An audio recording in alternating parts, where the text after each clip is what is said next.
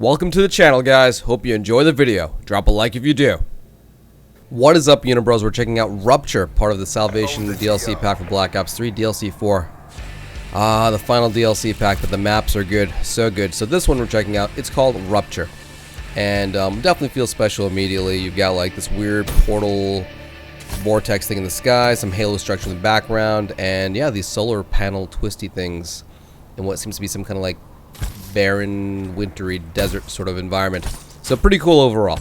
But what's really cool about this map, you'll see in a moment, I'm not going to spoil it. You probably have already seen trailers and whatnot, but it's really unique. You can see some hints in the mini-map in the top left. But until then, hey look, merry-go-round. That's not going any faster.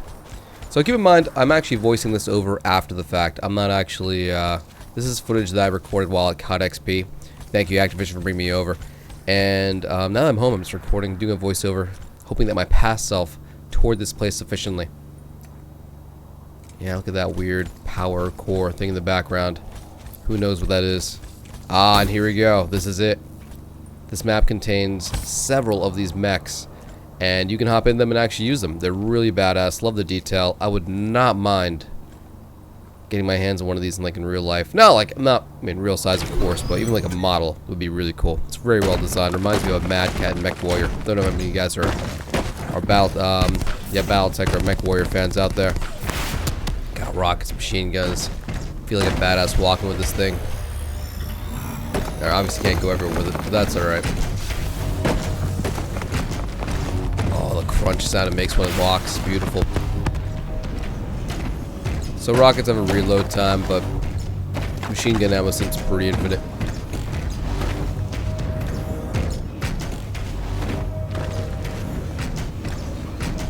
Let's fire a rocket in there and see if that does anything. And as expected, not at all. There we go. And here's another one. You can see the locations of all these things on the map. Let's hop into the other one.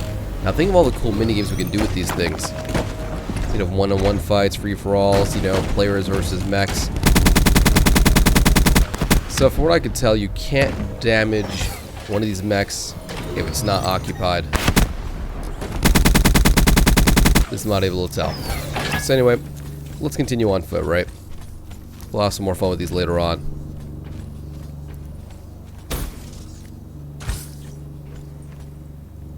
As far as how many are on the map, you know, I don't know, I think it's maybe like 4, 5, 6, swing along those lines. And to my knowledge, they do not respawn, although I could be incorrect there. Maybe they respawn after they're blown up. Building number 4. So while going through this map, I really should have made a note of the numbers on these buildings, because I don't think I go through every single one of them. But a lot of them are pretty similar. You have like medical buildings and repair buildings, that kind of thing, science buildings. So far I'm a big fan of the outside of the map. I mean, it combines like a few different themes. Usually you'll have like your, you know, your sci-fi lab map or your desert map or your mountaintop map. This seems like to combine like all three of those. So you have like, you know, your snowy patches along the sand, your labs. The labs themselves seem kind of boring, but I mean, it feels pretty good. Look, here's a repair building. Can you actually get your mech repaired here? I'm not too sure. Maybe we'll try later. But overall, I'm pretty big fan of, like, you know, the themes they put together here. Looking forward to seeing maybe future Call of Duty maps where they take, like, you know, 3 different themes and put them together, like volcanoes and, I don't know, airplanes and whales. I don't know. I'm not sure. That's why those guys are the pros. Alright, we're back in this this mech over here. And, yeah, it's a fitting place to ride mechs. Plenty of, like, you know, open like alleyways, sneak into buildings. Now on top of all that, this looks like it'll still be a great map for hide and seek. Probably not going to allow anyone to hide inside the mechs. Seems like a bad idea anyway. So what do you guys think is the story behind this map? So you have like a portal in the sky, some weird scientific device back in the background, that glowing orb. What was the theme behind this? I'm guessing it was some kind of crazy experiment to maybe gather energy or open a portal to another dimension or warp somewhere, and it just went wrong and everything's kind of evacuated or everyone died, leaving behind their very valuable and sexy mechs. So what are your thoughts? Let me know in the comments. If I was living here, though, I'm not so sure I would leave. I mean, it seems pretty comfy. Like, look at this living room, for instance. You've got, like, your bicycles, you know, your art decorations. So you have plenty of reading material. Another bike in case the first one wasn't good enough for you. Light switches that don't work anymore. You got your croissants, your Safari magazines, your 15-week-old bananas. What more could you ask for? But I will say, I definitely enjoyed the outside of the map way more than the inside. Inside seems, for the most part, you know, pretty boring. I want to spend my time out in the sunlight, in the dirt, inside those mechs. So, looks pretty good overall. Alright, so my scythe is ready. We've got one of our mechs right here. Let's try and light it up for our 3-to test. Can we actually blow this thing up? Oh, I see smoke. Yeah, okay. You can definitely harm these things when someone's not inside. So, alright. They're non-vulnerable. But they seem to be able to take a lot of damage, though. That's a lot of bullets. You can't stand on top of it.